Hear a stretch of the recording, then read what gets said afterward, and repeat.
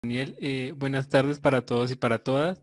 Es para nosotros de verdad muy grato poderles a ustedes transmitir estos conocimientos. Bueno, nosotros somos estudiantes de medicina de la UPTC, muchos seguramente nos conocerán.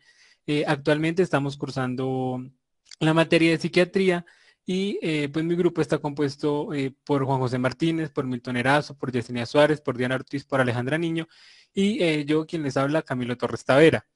Entonces, pues hoy, como decía Daniel, vamos a iniciar un ciclo de charlas sobre las guías de práctica clínica que se han elaborado en Colombia acerca de psiquiatría y pues hoy iniciaremos con la que está relacionada con esquizofrenia. Entonces, le doy el paso a mi compañera Alejandra, que es quien iniciará la charla. Bueno, buenas tardes para todos. ¿Me escuchan bien? Sí, Alejandra. Listo.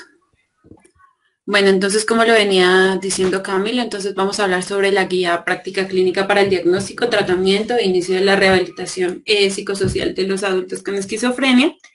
Y pues algo importante a resaltar de esta guía que leímos todos es que esta tiene el objetivo de brindar estrategias pues basadas en la evidencia que le permitan a todo el personal de salud evaluar, tratar y realizar pues la rehabilitación psicosocial e iniciar a los pacientes adultos con diagnóstico de esquizofrenia.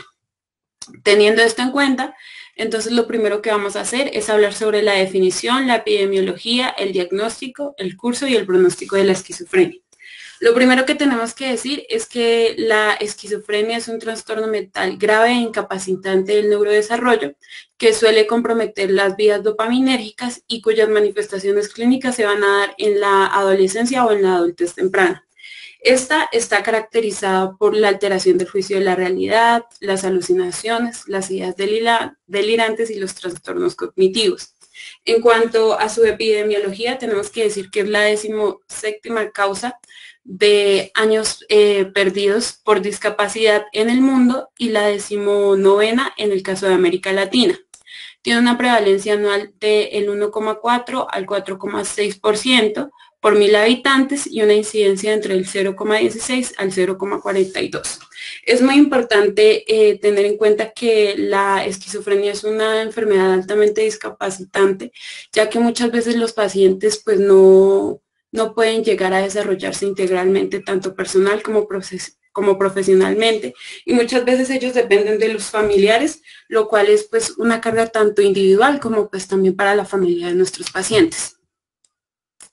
En cuanto a su diagnóstico, la guía nos recomienda seguir los parámetros establecidos en el CIE-10 y tenemos lo que son unos criterios mayores y unos criterios menores. Unos criterios mayores cuando hablamos de los que tenemos en pantalla, que vamos a necesitar al menos uno de los que ya vamos a describir y que estos tienen que estar la mayor parte del tiempo, por lo menos pues durante un mes.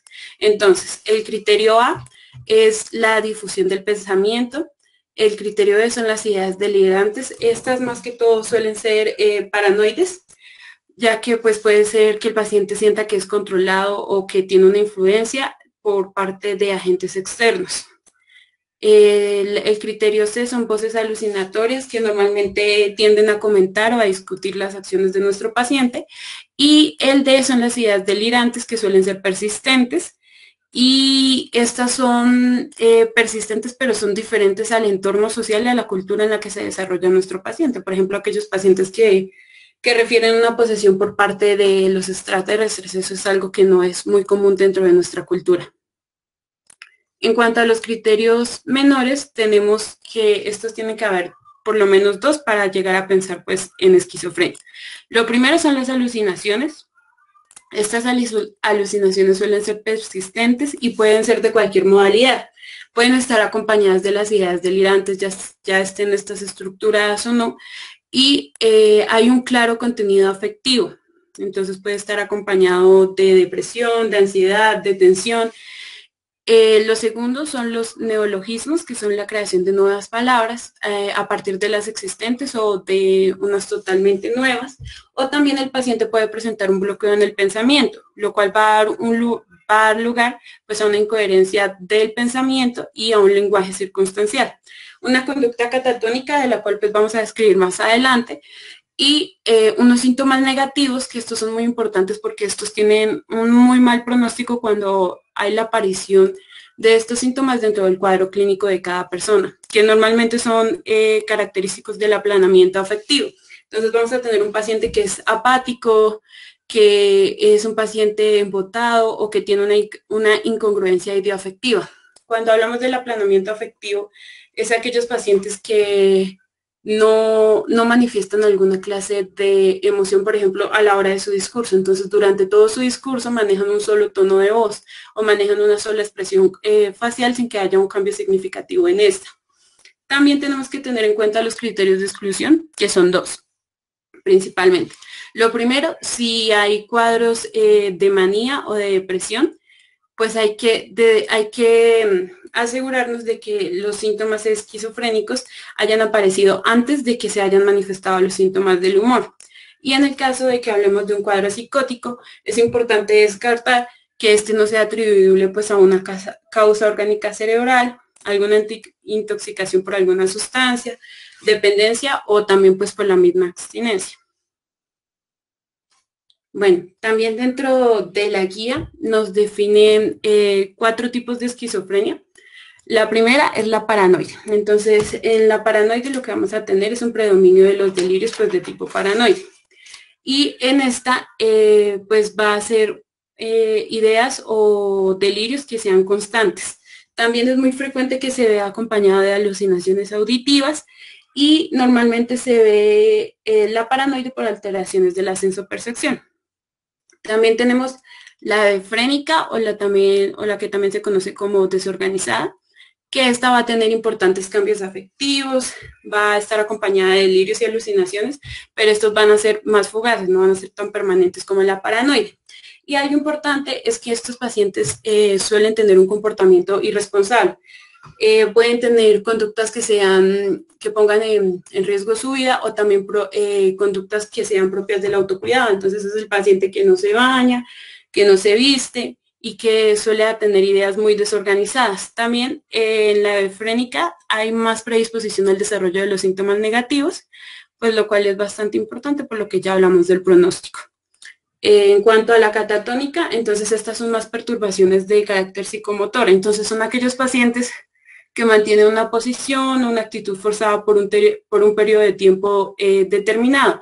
Pero entonces algo importante es que ellos creen que hay una razón por la cual mantener dicha posición, ¿sí? Entonces, por ejemplo, tenemos un paciente el cual se para en una esquina y él se para allá y puede llover y pueden llegar todas las personas a tratar de ayudarlo y no hay poder humano pues para que él tome otra posición, ¿sí? Y es porque, por ejemplo, el paciente piensa que estando en esa posición va a salvar al mundo, que es algo muy característico de esta patología. Y algo importante es que al tratar de ayudar a estos pacientes, es muy probable que se desarrollen o que se desencadenen los posibles episodios violentos. También tenemos la indiferenciada, que es aquellos pacientes que tienen todos los criterios de esquizofrenia que ya describimos, pero que no están en ninguno de los otros subtipos. Entonces es como si hubiera una mezcla entre todas estas y no hay como una diferencia marcada dentro de su cuadro clínico. A eso se refiere la esquizofrenia indiferenciada. Bueno, en cuanto a su curso, entonces las guías nos plantean 3 fases: la fase aguda, la fase de estabilización o postcrisis, la fase estable o de mantenimiento. Cuando hablamos de la fase aguda, es la fase más florida del cuadro clínico, entonces vamos a tener los síntomas psicóticos graves, los delirios y las alucinaciones. Acá vemos los síntomas negativos muy marcados y es cuando el paciente tiene la mayor incapacidad para cuidar de sí mismo. Después tendremos la fase de estabilización o de la postcrisis, y en esta aún van a persistir los síntomas, pero estos van a disminuir muchísimo su intensidad. Y esta fase puede durar hasta 6 meses posteriores a la fase aguda. Y ya finalmente tenemos la fase estable o la que conocemos de mantenimiento, y acá pues la sintomatología desaparece o si no se vuelve relativamente estable. Es muy común que predominen los síntomas de carácter afectivo, entonces vamos a tener pacientes con tensión, ansiedad, depresión o insomnio. También pueden persistir los síntomas negativos, pero pues estos suelen ser menos intensos que en la fase aguda. Y algo muy importante es que pues tienden a disminuir bastante. Entonces, por ejemplo, en el caso de las alucinaciones, no van a estar las alucinaciones propiamente, sino las vamos a cambiar por las ilusiones. Y en el caso de las ideas delirantes, van a ser sustituidas por las ideas sobrevaloradas. Bueno, ya hablando del diagnóstico, entonces la principal cuestión que tiene la guía es la que vemos acá en pantalla, que es cuáles son los exámenes paraclínicos que se le deben practicar a los pacientes con diagnóstico de esquizofrenia al inicio del tratamiento farmacológico y durante el seguimiento del tratamiento. Entonces, a partir de esta pregunta sale una serie de recomendaciones que fueron estructuradas a partir de una revisión de 30 referencias que incluía metaanálisis, revisiones sistemáticas, entre otros estudios, y que lo que buscaban era pues determinar qué tanto afectaba pues otros aspectos el tratamiento antipsicótico a los pacientes adultos que sean pues diagnosticados con esquizofrenia. Y a partir de eso pues hicieron unas recomendaciones que tienen pues una alta evidencia. Lo primero sería que todo paciente adulto con diagnóstico de esquizofrenia requiere una evaluación clínica antes de iniciar el tratamiento farmacológico que incluya como mínimo las pruebas que están acá en este cuadro. Entonces, ¿cuáles son esas pruebas? Son el perímetro abdominal, la glucemia en ayunas, el perfil lipídico, un electrocardiograma, un hemograma y las transaminasas. Todas estas deben ser practicadas al inicio del tratamiento farmacológico e idealmente pues antes de que se inicie el tratamiento. Y ya pues en cada ítem vamos a tener pues un periodo de tiempo para evaluar. Entonces cuando hablamos del perímetro abdominal vamos a ver que, bueno, en el primer año de tratamiento farmacológico lo vamos a hacer cada 3 meses. En el segundo año ya lo podemos hacer 2 veces al año. En el caso de la glucemia en ayunas, lo vamos a hacer a los 3 meses cuando haya cambio en el tratamiento, y cuando tenemos personas menores de 45 años, lo vamos a hacer cada 6 meses. Pero si tenemos personas mayores de 45 años, debemos hacerlo anual. En cuanto al perfil lipídico, este se hace cada 6 meses cuando estamos tratando al paciente con antipsicóticos atípicos, y se hace anualmente cuando son antipsicóticos típicos. En el electro, pues lo importante es que este se va a hacer una vez al año como control, ya que pues una de las contraindicaciones más comunes de los antipsicóticos son las alteraciones pues eléctricas del corazón. En el hemograma pues este tiene un apartado que ya vamos a hablar a continuación, y las transaminasas pues van a depender del fármaco del que estemos hablando y las contraindicaciones propias de este. Algo importante es que pues esto solo como lo que no puede faltar son exámenes que son una guía. Sin embargo, si el médico ve que hay pues otras alteraciones que nuestro paciente podría llegar a presentar, es importante que él también solicite otros paraclínicos si así lo ve necesario. Bueno, entonces ya hablando de la clozapina, que es nuestra excepción en el hemograma, vamos a tener que hay que hacer un seguimiento en el hemograma de la siguiente manera. 1, antes de iniciar el tratamiento, pues como a todos los pacientes. Después se debe hacer semanal durante los 3 primeros meses, y luego mensual hasta llegar al año de tratamiento. Después del año se hace cada 6 meses. Si en nuestro control vemos que nuestro paciente tiene 3 cuadros hemáticos donde haya una disminución progresiva de los leucocitos, es importante realizar un hemograma cada 72 horas hasta que este aumente. Si este no llega a aumentar, o si encontramos un paciente con una leucopenia menor a las 3.500 células por milímetro cúbico, lo importante es suspender la clozapina y hacer un control de 72 horas para que vuelva a normalizarse estos valores. Si por el contrario al hacer pues nuestro control vemos que el paciente presenta un número igual o menor a 2.000 células por milímetro cúbico, hay que suspender de inmediato la clozapina. Y hay que, si pues por ejemplo estamos en un centro de salud y no contamos con la especialidad de medicina interna, es importante remitir al paciente a un hospital donde sí haya dicha especialidad.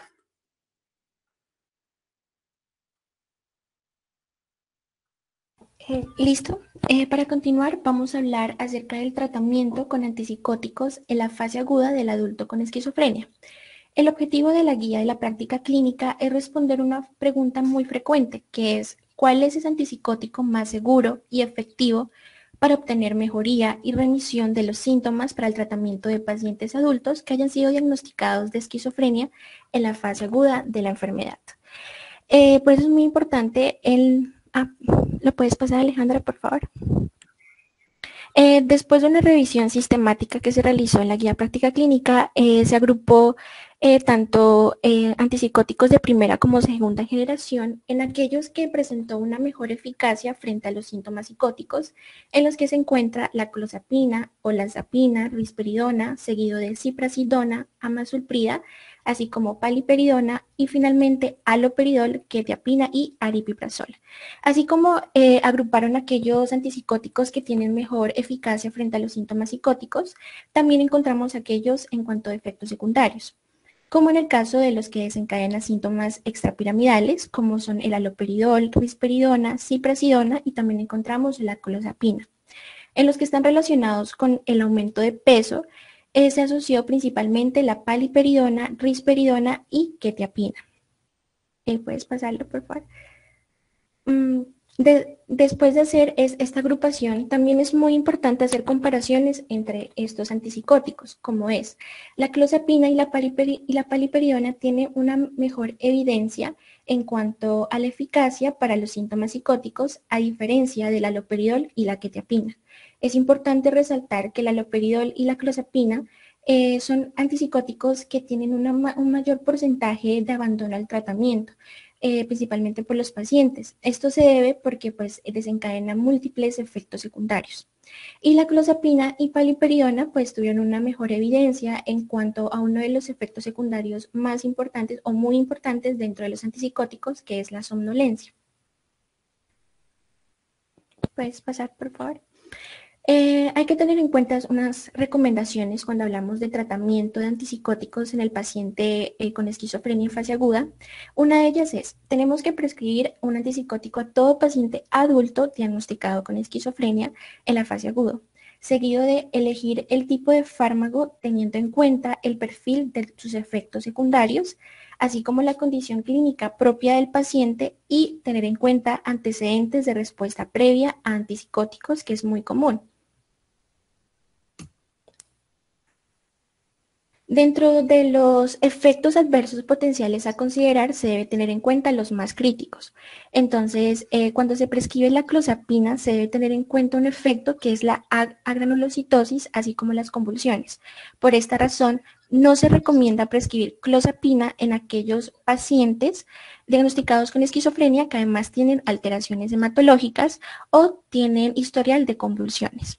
En cuanto a la disquinesia tardía, que es una afectación que se da en el sistema nervioso, principalmente secundario a fármacos, en este caso al antipsicótico haloperidol y risperidona.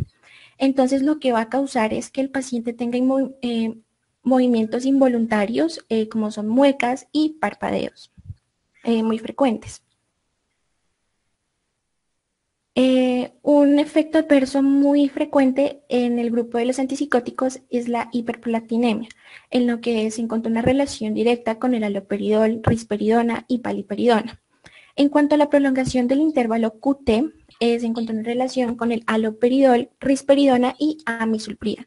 De acá es muy importante porque no se recomienda usar ni el haloperidol, ni la risperidona, ni la amisulprida en aquellos pacientes que estén diagnosticados con esquizofrenia y tengan un historial médico de arritmias cardíacas, adicional pues de una historia de prolongación del intervalo QT. En cuanto al síndrome neuroléptico maligno, que es muy común como efecto secundario, principalmente frente al uso de haloperidol, que consiste en un cuadro clínico que se va a caracterizar por hipertermia, rigidez muscular, alteración del estado mental y inestabilidad autonómica. Puedes pasar, por favor. También hay que tener en cuenta cuando se prescribe la olanzapina y clozapina, es muy importante algunos factores que pueden desencadenar a que haya un riesgo de desarrollar diabetes. factores como dislipidemia, la edad del paciente e hipertensión. Así como la olanzapina y clozapina está directamente pues, relacionado con la aparición o el desencadenante del síndrome metabólico. En cuanto a los síndromes extrapiramidales agudos, en los que encontramos la caticia, la debilidad muscular y el parkinsonismo, se desencadena principalmente por el haloperidol. Esta es una de las razones por la que mencionaba al inicio de que el haloperidol es uno de los medicamentos de los antipsicóticos que más se abandonan en el tratamiento. Y finalmente tenemos la somnolencia o sedación, que está directamente relacionado como efecto secundario y potencial de la olanzapina, clozapina y quetiapina. Finalmente, como recomendación, según la guía médica de la práctica clínica de la esquizofrenia, se recomienda como primera línea o primer grupo de tratamiento farmacológico de los adultos con diagnóstico de esquizofrenia en la fase aguda, los antipsicóticos que son la amisulprida, olanzapina, paliperidona o risperidona. Dentro de las otras opciones o el segundo grupo encontramos el aripiprazol, haloperidol, quetiapina o ciprasidona. Recordar que no se recomienda el uso de olanzapina y clozapina como tratamiento inicial, pues, resaltando sus efectos secundarios, como son alteraciones hematológicas. Y acá es muy importante porque si se decide iniciar como primera línea, tiene que ser solo bajo prescripción de un psiquiatra, pues porque debe haber un control hematológico muy estricto. Es muy importante que cuando se va a indicar el uso de antipsicóticos, se debe primero iniciar con dosis bajas del rango autorizado y se empieza a titular lentamente para aumentar la dosis. Claro está, dentro de los rangos terapéuticos, de acuerdo con las especificaciones para cada medicamento. Cuando se prescribe un antipsicótico también es muy importante en la historia clínica que se debe anotar lo que son las indicaciones del tratamiento, la justificación del uso de la dosis, los cambios en cuanto a los síntomas, el comportamiento, los efectos colaterales, la adherencia al tratamiento y la condición física del paciente. Y finalmente se debe escribir muy bien la justificación para continuar o cambiar o suspender la medicación.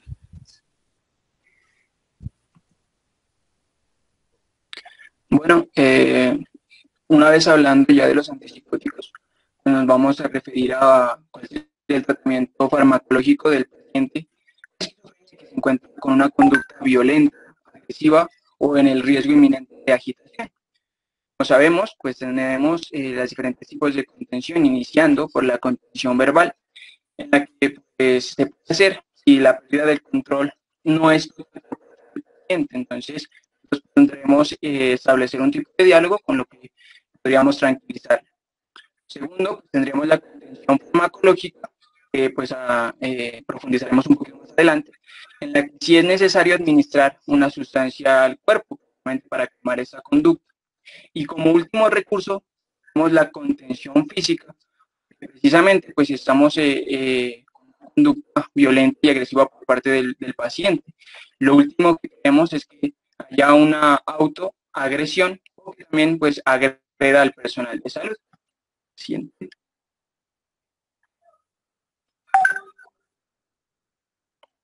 Entonces, ¿cuál es el tratamiento farmacológico?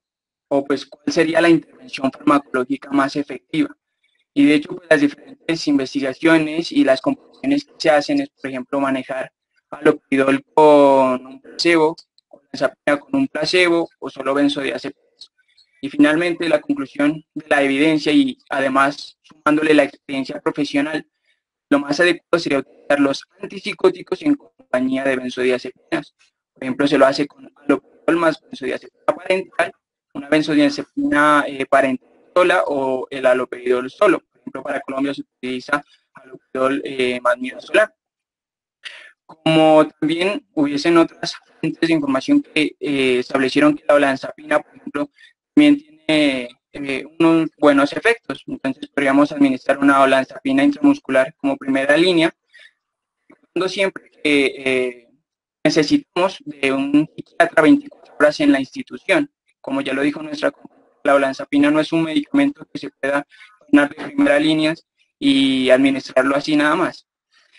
Entonces, se recomienda, hay presencia de un ciclo de 24 horas. Y también recomienda pues, que no haya compañía de benzodiazepinas, porque la olanzapina tiene pues, un alto poder sedante.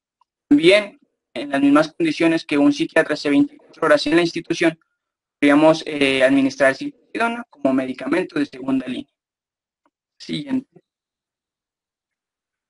Por último, pues la contención física. Como sabemos, la contención física ya es el último recurso y lo ideal es que acompañen de otros ayudantes de más personal de salud. Vamos a inmovilizar pues las extremidades y necesitaríamos otra persona para que controle pues, cabeza y cuello. Lo más óptimo es que uno nada más tome la vocería, instrucciones y llevar a cabo el procedimiento de manera efectiva. Entonces haríamos la inmovilización de las extremidades, por ejemplo en extremidades inferiores en tobillo, en extremidades superiores en muñecas, y en otro punto que sería el cinturón abdominal hacia el dorso.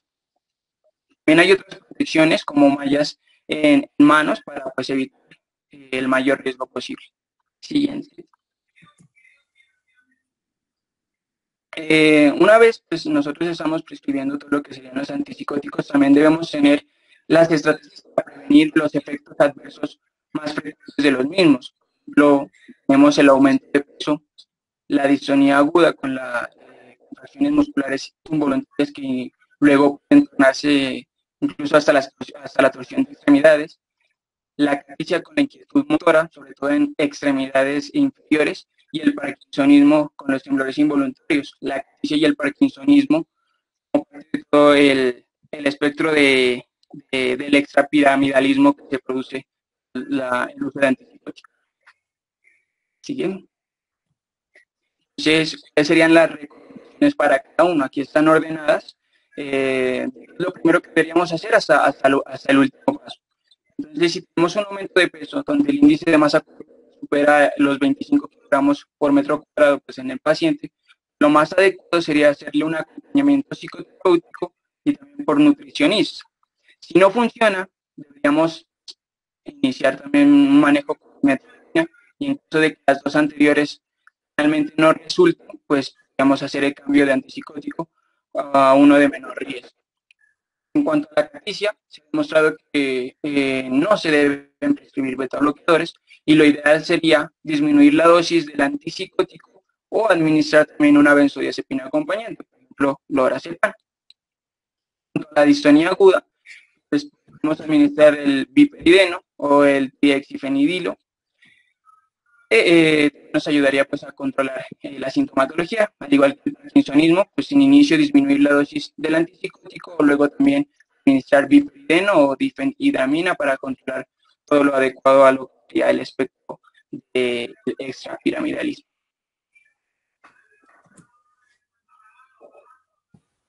Bueno, en cuanto al tratamiento psicofarmacológico de mantenimiento, para el paciente adulto con esquizofrenia, la guía nos da una serie de recomendaciones y también muestra los resultados de algunos estudios en los que se hacía comparación con el uso de diferentes antipsicóticos durante esta fase. La pregunta clínica que se plantea es, para los pacientes con esquizofrenia en la fase de mantenimiento, ¿cuál es el antipsicótico que previene mejor la exacerbación de los síntomas psicóticos o las recurrencias?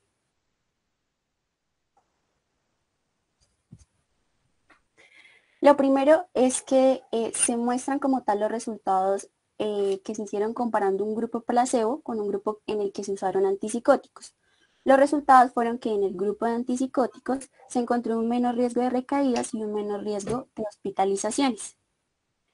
Pero en el grupo de antipsicóticos también se demostró un aumento en el riesgo de efectos adversos, como los síntomas extrapiramidales y el incremento del peso. Luego se hizo una comparación entre antipsicóticos de primera generación y antipsicóticos de segunda generación. Los resultados no fueron muy concluyentes, pero se encontró que la ziprasidona mostraba un menor riesgo de recaídas con respecto al uso del haloperidol y la olanzapina mostró mejores resultados que con el uso del haloperidol también. Luego se hizo una comparación entre el grupo de antipsicóticos de segunda generación. Tampoco se encontraron resultados concluyentes, no hubo cambios en cuanto al riesgo de recaídas, ni tampoco mejoría en la calidad de vida del paciente. Bueno, no hubo una diferencia entre la mejoría de la calidad de vida. Y pues lo que se encontró principalmente fue que la ciprasidona tuvo una mayor probabilidad de tener respuesta en 1 año frente al uso de risperidona. En cuanto al riesgo de hospitalización, la olanzapina en 1 año y medio tuvo menos riesgo que usando quetiapina.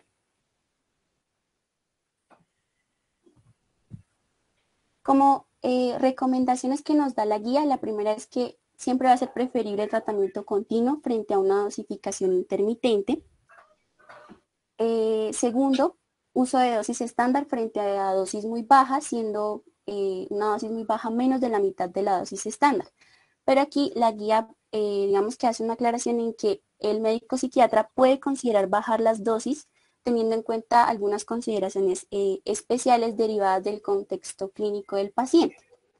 Como tercera recomendación, todo paciente que se encuentre posterior a una crisis aguda o que ya se encuentre estable debe recibir un tratamiento de mantenimiento con un antipsicótico. La recomendación principal es continuar con el antipsicótico que ya se había escogido en la fase aguda. Pero también la guía menciona como recomendación débil que si en la fase de mantenimiento se cambia el antipsicótico, o sea, no es el mismo que se estaba usando en la fase aguda, se puede continuar con ese que se escogió siempre y cuando el paciente esté clínicamente estable y el riesgo no supere el beneficio. Como cuarta recomendación es que el médico debe tener en cuenta algunos efectos adversos que pueden presentarse para saber si continúa con ese antipsicótico o es preferible cambiarlo. Entonces encontramos el desarrollo de diabetes, el desarrollo de disquinesias tardías, que el paciente presente una enfermedad cerebrovascular o cardiovascular previa, desarrollo de síndrome metabólico o un incremento en el peso.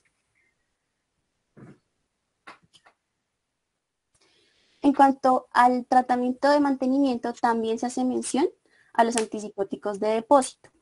Se hace una comparación entre antipsicóticos de depósito y antipsicóticos orales. Los antipsicóticos de depósito mostraron tener un menor riesgo de recaídas, un menor riesgo de rehospitalización, un menor riesgo de descontinuación del tratamiento, especialmente utilizando palmiato de palperidona. Pero con el grupo de antipsicóticos de depósito se encontró un mayor riesgo de efectos extrapiramidales. Como recomendaciones que da la guía con el uso de antipsicóticos de depósito está que una de las indicaciones para considerar este tipo de antipsicóticos es que el paciente tenga una mala adherencia con respecto a los antipsicóticos orales. Por otro lado, los antipsicóticos de depósito no se utilizan en fase aguda. Y la última recomendación, que es mucho más débil, es que los antipsicóticos de depósito podrían llegar a usarse si el paciente así lo prefiere. Y en ese caso se utilizaría paliperidona, risperidona de depósito, flufenacina, haloperidol o pipotiacina. Y como punto de buena práctica es que la primera prescripción de un antipsicótico de depósito la debe hacer un médico psiquiatra. Bueno, bien, a continuación abordaremos pues lo que tiene que ver con el tratamiento psicoterapéutico y psicosocial en lo que es la fase aguda de mantenimiento en los pacientes adultos que han sido diagnosticados con esquizofrenia. A partir de eso, pues la guía nos plantea la siguiente pregunta. Para las personas mayores de 18 años de edad con diagnóstico de esquizofrenia, ¿cuáles son las estrategias psicoterapéuticas o psicosociales iniciales efectivas para mejorar los desenlaces tanto en la fase aguda como en la fase de mantenimiento de la enfermedad? Entonces es importante recordar que pues tanto los tratamientos psicosociales como los psicoterapéuticos pues van a estar destinados más que todo a aumentar las habilidades sociales, aumentar la autosuficiencia, así como también pues las habilidades prácticas y la comunicación pues interpersonal de estos pacientes diagnosticados. Entonces a partir de esto pues abordaremos las principales terapias que fueron analizadas por la guía. La primera de ellas pues va a ser la terapia cognitivo-conductual, que pues básicamente va a estar centrada en lo que es mejorar las distorsiones cognitivas, así como también corregir errores del juicio y otros componentes como distractibilidad. A partir de esto, pues los múltiples estudios realizados pues fueron con muchos resultados a favor. sin embargo, pues presentaban también pues múltiples como complicaciones, entre ellas pues que tenían poca significación estadística. De igual manera, pues tenían una evidencia de baja calidad con alta probabilidad de sesgos. Pese a lo anterior, pues resultaba ser pues muy eficaz como coadyuvante para disminuir las recaídas y las hospitalizaciones. De igual manera, abordando lo que es síntomas positivos a corto plazo, llegaba a causar una disminución de esto, y de los negativos también pues a largo plazo. Ya en el ámbito laboral representaba pues una mejoría en lo que era la actitud de los pacientes que eran sometidos a la intervención. De igual manera pues traía un beneficio en lo que era la reintegración social. Y finalmente, con respecto a esta, pues no había una evidencia como tal de la eficacia en lo que era la disminución de la tasa de suicidio, tanto a corto como a mediano plazo, ya que pues es importante recordar que pues este índice de tasa de suicidio en pacientes esquizofrénicos pues realmente resulta ser muy alto. Bueno, por otra parte tendremos la terapia de adherencia, que pues en los estudios resultó ser muy eficaz para mejorar pues las actitudes en cuanto a la medicación, después de que se realizó la intervención pues habitual, pero esta tan solo se presentaba a corto plazo, no se presentaba ni a mediano ni a largo plazo. De igual manera, si se comparaba con pues el tratamiento usual, no tenía pues una utilidad, sobre todo pues en los aspectos de síntomas, de recaídas y de hospitalizaciones. Tampoco pues en la mejoría de la calidad de vida de aquellos pacientes diagnosticados. Por ello pues la guía llega como a la conclusión de que pues como no hay suficiente evidencia, no se puede recomendar su utilización en la práctica clínica. Siguiente, por favor. Bien, la siguiente que abordaremos es la consejería y terapia de apoyo, que básicamente va a estar centrada en lo que son los planes, los problemas y las relaciones de la vida real en los que se va a ver sometido pues el paciente. Eh, También, al igual que la anterior, no había como una suficiente evidencia de que esta terapia fuera superior al tratamiento usual o habitual. Por ello, pues no habían recomendaciones a favor o en contra de esta.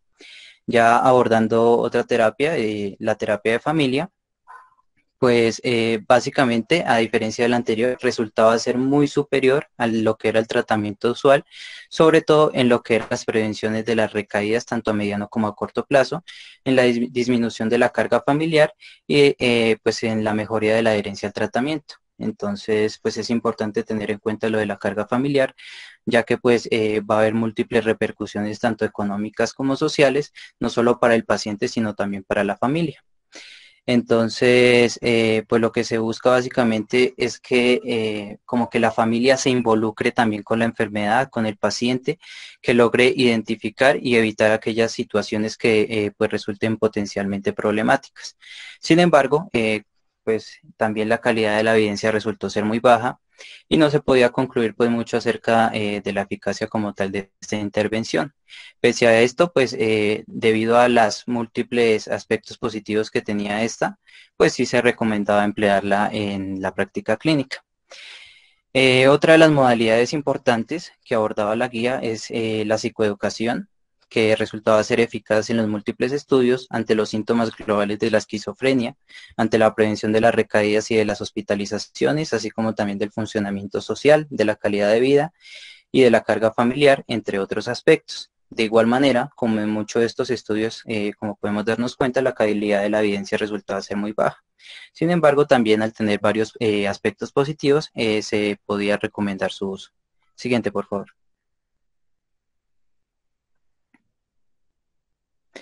Listo, ya finalmente las últimas dos terapias que tenemos es el entrenamiento en habilidades sociales, que pues mostraron ser pues muy eficaces en cuanto al control de síntomas globales y negativos, así como también del funcionamiento social y calidad de vida.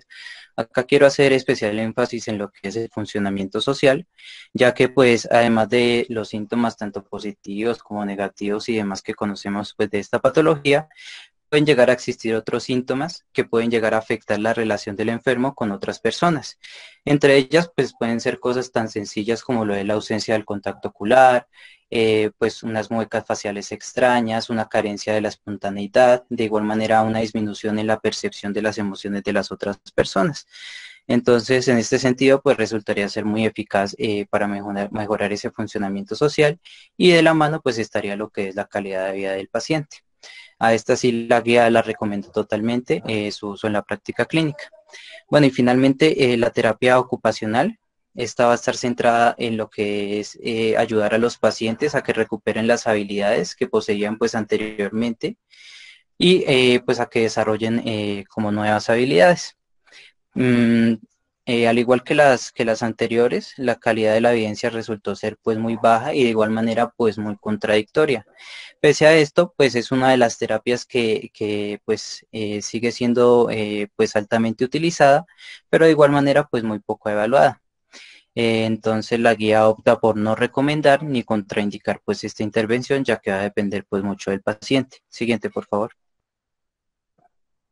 Bueno, ya finalmente, pues respondiendo a la pregunta que se planteaba al inicio de este apartado, pues nos planteaba principalmente dos recomendaciones. La primera de ellas es que se debe ofrecer un manejo psicoterapéutico según las características clínicas y necesidades del paciente, las cuales pues las vamos a determinar mediante lo que es la evaluación clínica, que va a ser pues un criterio muy importante pues para diagnosticar esta patología.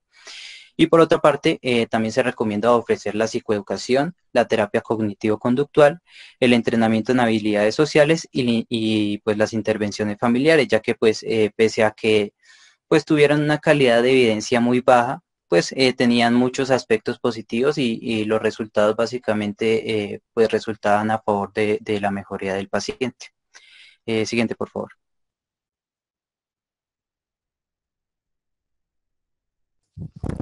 Bueno, en cuanto a las modalidades de atención que se le puede brindar a un paciente o que se le debe brindar a un paciente adulto diagnosticado con esquizofrenia, inicialmente tenemos que decir que es una atención que va a ser multidisciplinaria y que debe tener como base la comunidad. Ya vamos a ver, o ya les voy a decir por qué como base la comunidad. Este equipo multidisciplinario, según la guía, debe estar como mínimo conformado por un médico psiquiátrica, un médico psiquiatra, un enfermero profesional, un psicólogo, un trabajador social, un terapeuta ocupacional y un agente comunitario. Y digo como mínimo, porque es que no podemos olvidar que los pacientes con enfermedades mentales también están expuestos o también están en la misma condición, incluso en algunos casos tienen mayor predisposición a sufrir otras comorbilidades. También tenemos que tener muy en cuenta que cada tratamiento que se le vaya a dar a cada paciente debe ser específico y se deben estudiar las características propias del paciente, teniendo en cuenta que, como vimos, los antipsicóticos presentan un montón de, bueno, no un montón, pero sí bastantes efectos adversos que pues pueden ser muy perjudiciales para las personas. Siguiente. Bueno, en cuanto a los tipos de atención, la guía expone 5. El primero es atención asertiva comunitaria, que en pocas palabras, lo que consiste es realizar el tratamiento que sería normalmente intrahospitalario en la comunidad. El otro es pues un equipo de resolución en crisis y tratamiento en casa, que también puede realizar el mismo tratamiento en casa, un manejo intensivo del caso que se usa principalmente en episodios agudos.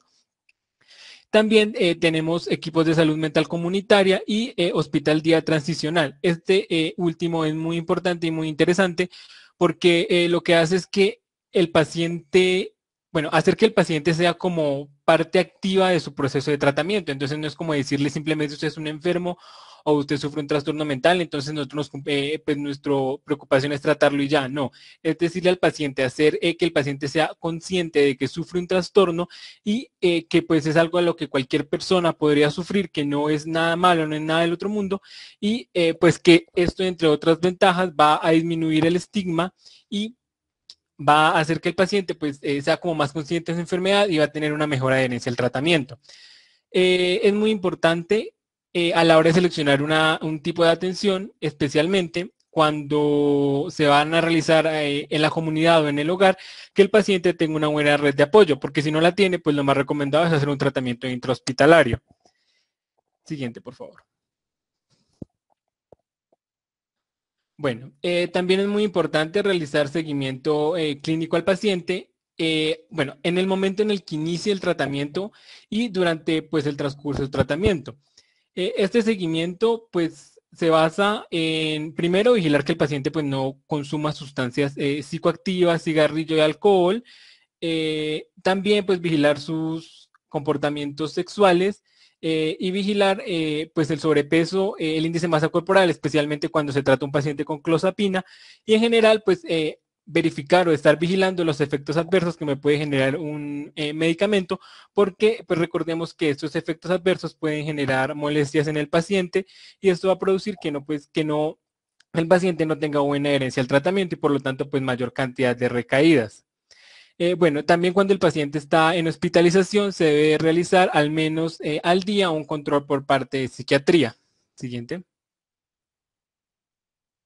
Bueno, en el paciente que se le da manejo ambulatorio se debe realizar, o la guía indica que se debe realizar control semanal durante las primeras 6 semanas, luego un control cada 15 días hasta completar los 2 meses desde el inicio de la fase aguda. Es decir, no son 6 semanas y luego empiezo a contar 2 meses, sino que cuando llego a las 6 semanas sigo contando hasta que complete los 2 meses. Y luego lo mismo, un control cada mes hasta llegar a los 6 meses. Después de los 6 meses que se espera que el paciente ya pues tenga una resolución del cuadro agudo, se debe hacer un control al menos cada 3 meses pues durante todo el transcurso de su vida. En cuanto a la psicoterapia, pues depende de, digamos, lo que requiere el paciente, la gravedad de su cuadro, y eso pues es a criterio del médico psiquiatra. Esto es especialmente cuando estamos en un entorno, por ejemplo, como médicos rurales o como médicos generales. Entonces, ¿cuándo debemos hacer remisión a un especialista en un paciente que pues previamente esté diagnosticado con esquizofrenia y que esté en una fase de mantenimiento?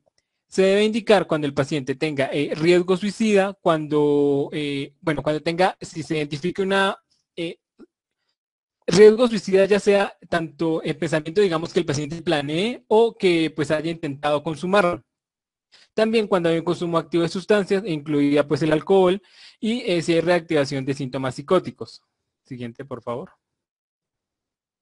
Bueno, y ya las indicaciones de hospitalización serán cuando el paciente realice algún intento de suicidio o cuando tenga una idea estructurada, cuando tenga conductas de riesgo para otras personas como agresión, cuando haya un compromiso del estado general como inanición, deshidratación o desnutrición, cuando pues tenga consumo de sustancias psicoactivas, y cuando haya reactivación de los síntomas psicóticos, especialmente si cumple además con alguna de las que les mencioné anteriormente.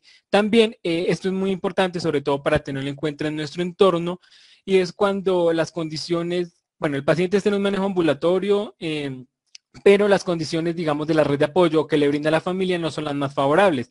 Digo que es muy importante tener en cuenta ese entorno porque pues estamos en un entorno que es, digamos, bastante conservador y que en muchas ocasiones pues no creen en ese tipo de patologías, los familiares o que llega la tía o que la abuela que mire que tal persona tenía esto, entonces que lo llevan de tal padre y verá qué le pasa. Y pues es una gran causal de abandonar el tratamiento. Entonces pues se debe realizar hospitalización cuando no haya una adecuada red de apoyo, cuando exista negligencia como la que les mencioné, o cuando el paciente sea víctima de violencia intrafamiliar o de abuso sexual. Siguiente. Bueno, y ya para terminar finalmente, pues la guía nos presenta algunos algoritmos que pues no voy a profundizar y a repetir porque pues es lo que hemos visto durante el transcurso de la charla. Sin embargo, sí voy a decirles como el paso a paso, y esto es muy importante porque eso es lo que vamos a hacer cuando seamos médicos generales, cuando nos encontremos un paciente con esquizofrenia en nuestro año rural. Entonces, pues es como muy importante que pongan atención a esta parte. Bueno, entonces este primer algoritmo es el manejo que se le dará a un adulto diagnosticado con esquizofrenia. Lo primero que debemos decidir es qué tipo de modalidad le vamos a ofrecer. Entonces ya les nombré las modalidades que puede ser o se dividen, digamos, en 2 grandes grupos, que es atención en la comunidad o si va a ser intrahospitalaria. Luego vamos a ver si el paciente tiene criterios para que esté como en una fase aguda y debemos darle pues manejo como tal de fase aguda. Bueno, ahí podemos ver también las indicaciones de hospitalización o las indicaciones o los requisitos como mínimo que debe tener pues la atención, pero no los voy a volver a mencionar. Siguiente. Bueno, entonces, si el paciente tiene fase aguda, lo primero que se debe hacer es, pues, obviamente iniciar un tratamiento, pero hacer el control durante las primeras 6 semanas semanalmente. Si el paciente se estabiliza, vamos a hacer un control por psiquiatría cada 15 días hasta los 2 meses. Si se estabiliza o si sigue, digamos, estable, vamos a hacerlo hasta los 6 meses mensualmente. Y si se estabiliza, vamos a continuar el manejo de el manejo de mantenimiento, donde después control cada 3 meses. Pero si en alguno de estos puntos el paciente no logra estabilizarse, lo más probable es definir una hospitalización. Por otro lado, si el paciente nos llega en una fase de mantenimiento, pues vamos a realizar control por psiquiatría cada 3 meses y vamos a ver si tiene, pues si está estabilizado. Si está estabilizado, pues vamos a seguir haciendo control de psiquiatría cada 3 meses. Y si no, pues lo más probable es que tengamos que indicar una hospitalización. Siguiente. Bueno, en cuanto al manejo, tratamiento ya propiamente del paciente con esquizofrenia, vamos a ver si tiene un tratamiento, bueno, el tratamiento farmacológico es obligatorio, entonces vamos a ver si se encuentra en fase aguda o de mantenimiento. Y por otro lado, en cuanto al tratamiento psicoterapéutico, vamos a ofrecer pues de psicoterapia, psicoeducación, terapia cognitivo-conductual y bueno, las que ya nos mencionaron.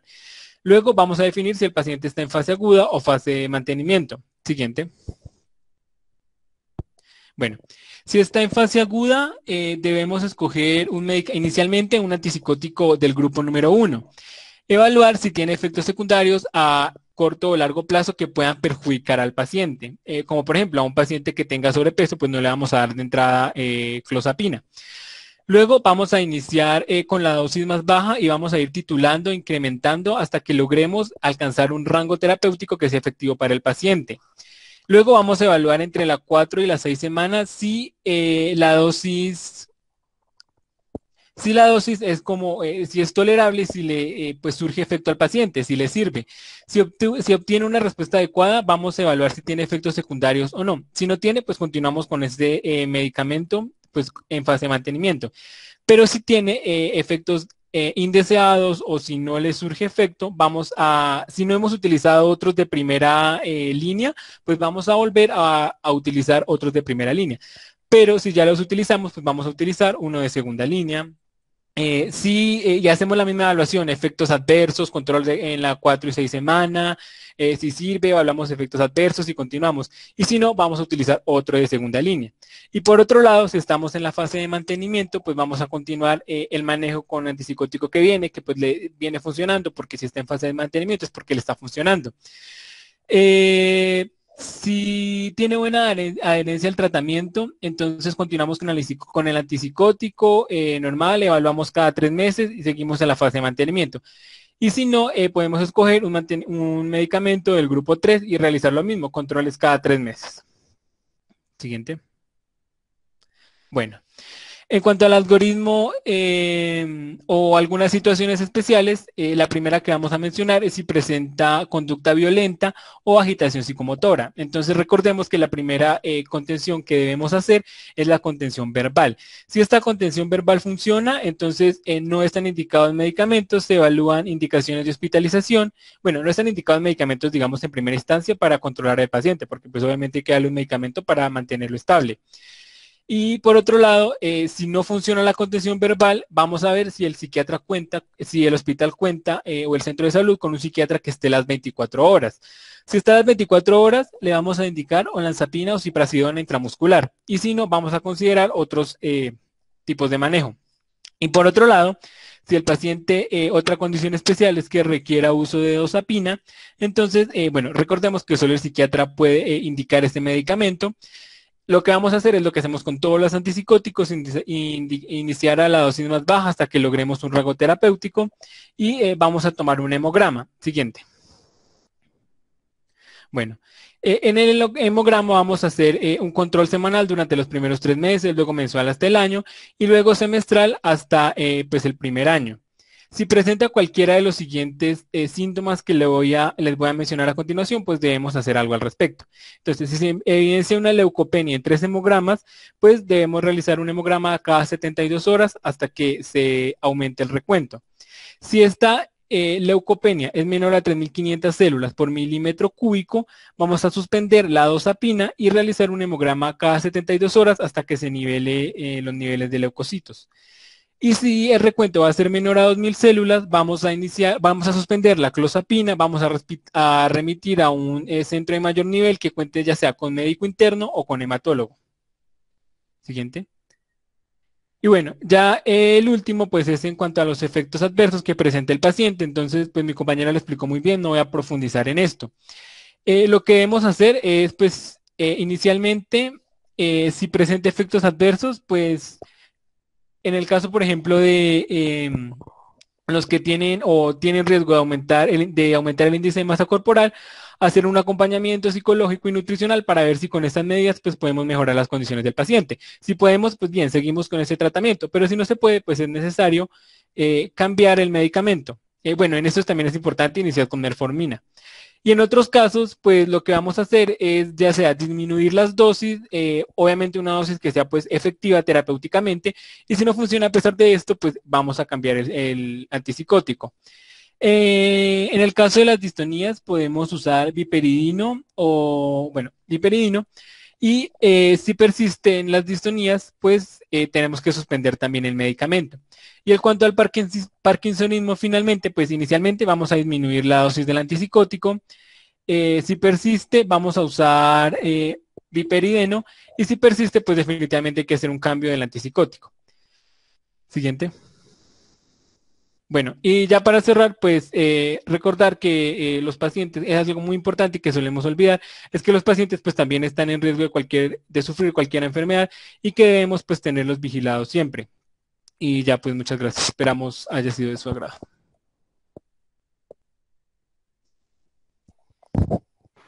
Chicos, muchísimas gracias. Realmente fue una revisión estupenda. Gracias por esa revisión tanto farmacológica como de conducta que en medicina general tenemos que tener en cuenta sí o sí. Me gustaría dar el paso a si alguien tiene alguna duda, alguna pregunta, poder realizarla. Les extiendo realmente mis felicitaciones. Lo hicieron de manera excelente y nos resumieron una guía que yo sé que es bastante larga, de manera muy concisa y muy clara. Entonces, si alguien tiene alguna duda o quiere que hablemos sobre algún tema en específico, especialmente les resalto el hecho que hablaran al inicio de los tipos de esquizofrenia, porque si bien es algo que se desestimó en el DSM-5, ahorita semiológicamente valoramos mucho eso. Y el manejo de los fármacos y de los antipsicóticos no es tan simple como lo hacen parecer de pronto las personas que son externas, que son médicas claramente, y que son un poco externas al trabajo que en psiquiatría se realiza.